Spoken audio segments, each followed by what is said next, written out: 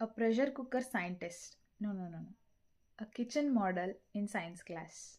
When I was in school, our teacher gave us an assignment to bring any science model. While others carried glowing bulbs, volcanoes, windmills, etc., I proudly carried a pressure cooker, thinking that it was the best scientific invention. When my turn came, I explained very seriously. This cooker uses pressure and steam to cook food faster, saving us time and energy. The whole class burst into laughter, and my teacher smiled and said, "Well, that's actually true. But next time, Pooja, don't bring your mother's kitchen to the classroom." That day, I proved science can also be served hot from the kitchen.